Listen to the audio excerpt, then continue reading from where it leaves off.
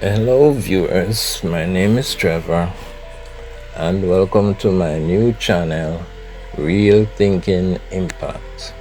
Real Thinking Impact features my inventions, some of which are products and also science and technology insights. This is my first video on RTI and it's titled The Gravity Harvesting Electricity Generator, My First Impossible Machine. This video is presented in two parts. This is part 1. In this video, we will take a look at my impossible machine, the Gravity Harvester Electricity Generator, or GHEG for short. Explore impossible machines, some related physical laws, and existing gravity machines versus the GHEG, and talk about it. Chapter 1: Introduction to Impossible Machines and Techniques. I am an inventor, and a few of my inventions are stated by the laws of physics to be what I call impossible machines. Impossible because critical physical counter effects in nature or laws of physics prevent such machines from actually working. You can build it, but it will not work. For instance, an engine invention that propels space vehicles to the speed faster than the speed of light. Such an engine would not work for propelling space vehicles faster than light, because the speed of light is the fastest speed. So no object can go faster in accordance with physics. Although I have questions as to whether light is the fastest speed, as science also tells us that the universe is expanding faster than the speed of light. Also, is a faster than light engine actually necessary for propelling a space vehicle faster than light, if faster than light travel can actually occur? Consider the warp drive. We will talk more about this later. My impossible machine inventions are serious inventions. They're not the usual YouTube hype, free energy, gravity powered, perpetual motion machines or over unity devices, etc. seen on YouTube. Mine are intended to actually work, to be patented, manufactured, and sold to the public so people can use them to improve their lives. And from this, I would profit. My impossible machines only appear or seem to defy the laws of physics. That is, these critical counter physical effects in nature. But actually they don't defy them. Instead, they use innovative techniques, methods, and contrivances to relate to them. These laws or effects in nature are true. They cannot be ignored. These critical effects or laws of physics works counter or opposite to functions that are required to make an impossible machine function. For example, building a machine invention that would output more energy than its input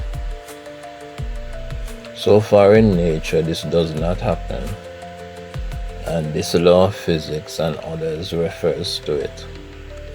No machine is 100% efficient. Some energy is always lost in the machine's inefficiency, heat, and sound. So the energy input to a machine is always greater than the energy coming out. This law's principle is opposite to the functions your machine requires to work, and so it says your invention will not work. But there are many ways to do things to get a machine to work, even with this law. For instance, using a battery within the machine. Then again, what is the machine to be used for? A battery on moderate charge can output more energy in a short time than the energy charging it. The machine will work well for some applications and appear to defy the laws of physics without really doing so, as the inefficiency would still be present and the impossible achieved. More energy is output than input. Techniques make all the difference. I will make a video about this. When inventing and building machines, I see many of these critical counter effects, that is, laws of physics, in my machines, and I have to deal with these effects in order to try and make the machine still workable. There are physical effects in nature that works for you and those that works against you, depending on what you're making. But even when these effects are critically against the workability of your machine, it can possibly still be made to work, although very difficult. I find that both effects can occur within a machine in many cases. That is, the opposing critical counter-physical effects in nature and the resulting impossible effect that is required. There are ways, techniques, and mechanisms that can cause a machine to maintain the physical laws while acquiring the impossible effect or result. The gravity harvesting electricity generator, GHEG, is one such impossible machine. It harvests the Earth's gravity force in the production of electricity. Not just use the Earth's gravity force, but actually extract energy from it. More on this later. Interestingly, I realized that many scientists, physicists, science students seem to maintain the thinking that impossible machines can never exist. It does not matter what new knowledge and technology is developed or what new machine is devised. These machines will always be impossible due to these critical counter effects in nature.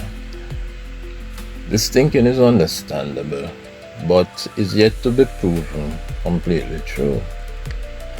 While I accept these machines are impossible now, let's say, I know of ways in which they can be made possible even with these laws. Although this might not be for all of them at this time, I think they can be made possible with new knowledge, new understanding, new ideas, and new techniques. Impossible machines that do not apply these critical counter effects that are in nature, and therefore find no mechanisms and makes no contrivances for these effects, are not likely to work. Impossible machines that find mechanisms and make contrivances in consideration of these critical counter effects in nature are likely to work. These are three of my impossible machines. 1. Gravity harvesting electricity generator. 2. Motion induction engine. And 3. Fuelless engine. The focus in this video is on the GHEG. For viewers who have some knowledge of physics, many red flags arises, and rightly so. Chapter 2. Existing gravity machines versus the GHEG.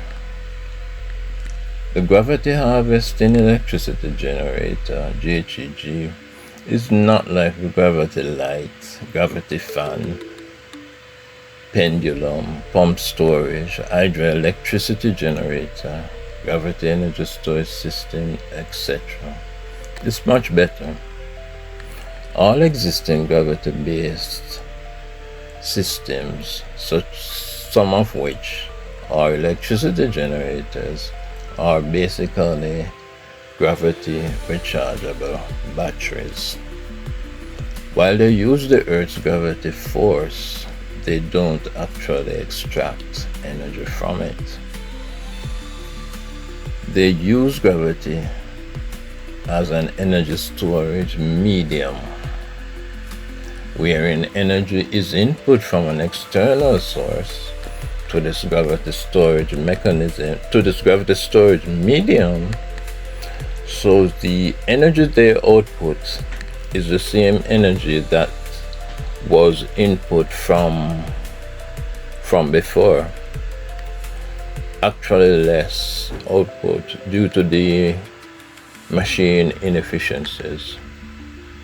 So they only use gravity as a way of storing energy, not as an actual source of energy. The GHEG, on the other hand, uses the Earth's gravity force as an actual source of energy and does not require energy input from any other source, and so gravity force harvesting. All existing gravity machines or gravity-based systems actually uses two sources of energy, although some might not appear to. They use the Earth's gravity force for energy generation or operations, and another source for charging or reset. And without charging or reset, these systems cannot work. So they must use two energy sources in order to work. A pendulum has to be pushed or energized physically for it to begin generating energy. In hydropump storage, photovoltaics, wind turbine, or cheap fossil fuel generated electricity has to be input to a pump so water can be pumped to higher ground, so that storage of water at high potential energy, higher ground that is available for electricity generation when needed.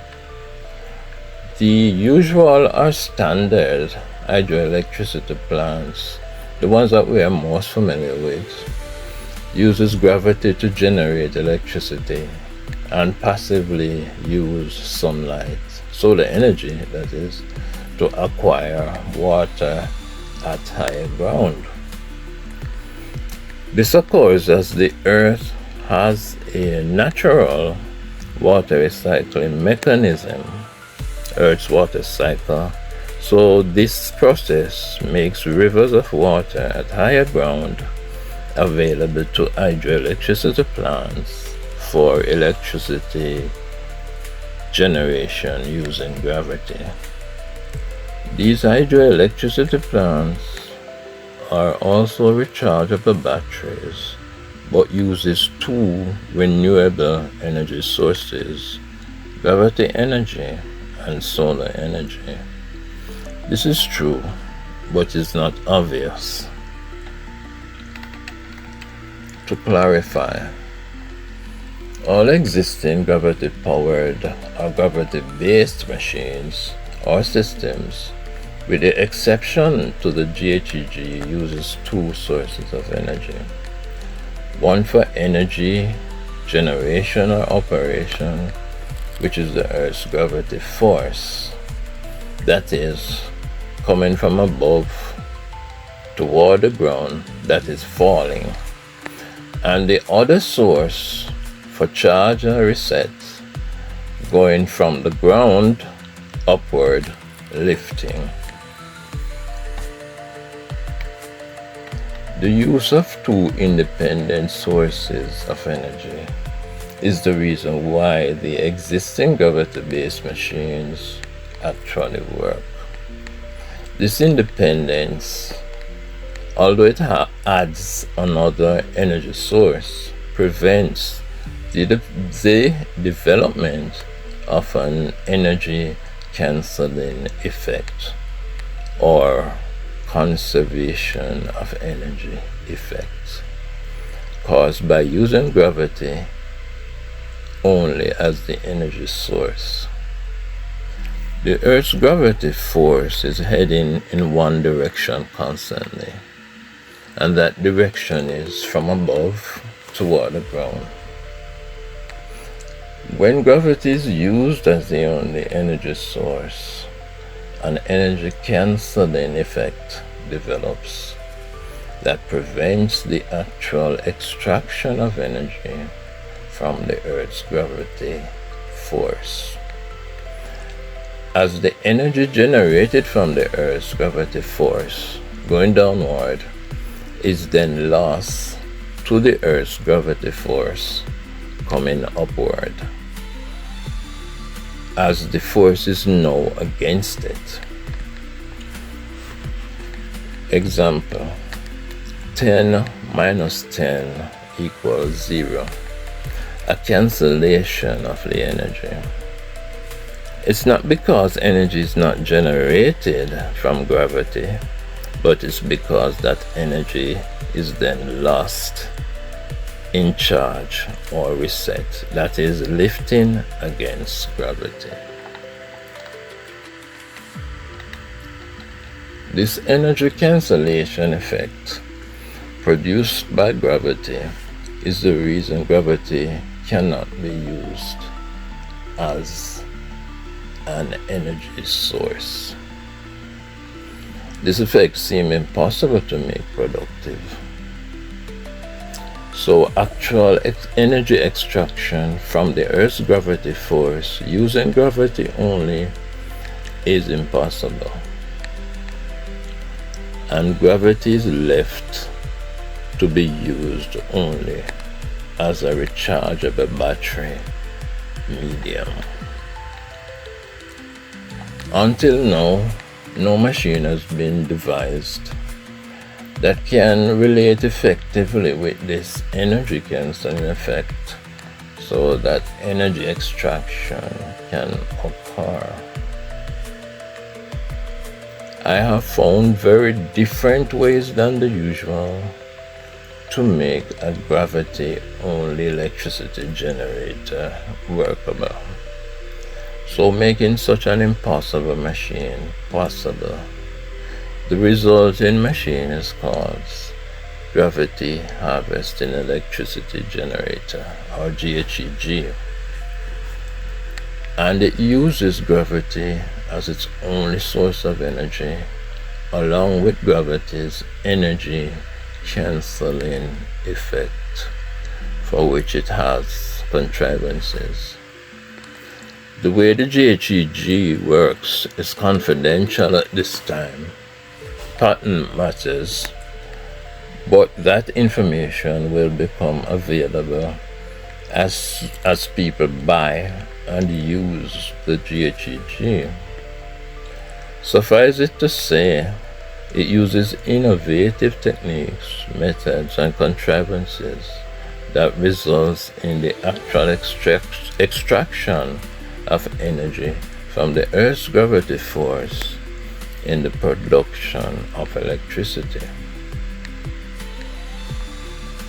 This machine only appear or seem to defeat the first and second law of the conservation of energy, but in actuality, it does not. Impossible machines can still be made to work, even with the laws of physics. But extraordinary claims requires extraordinary evidence.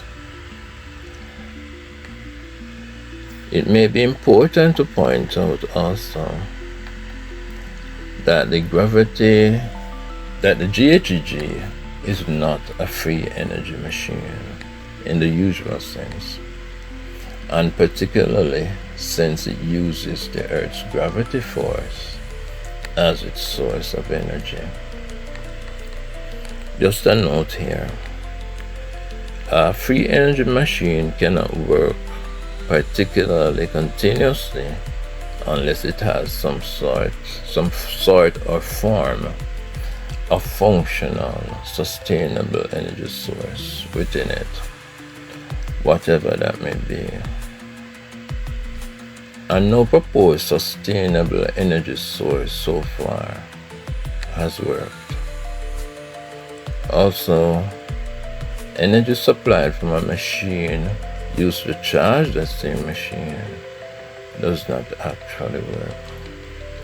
The machine cycles down to a stop.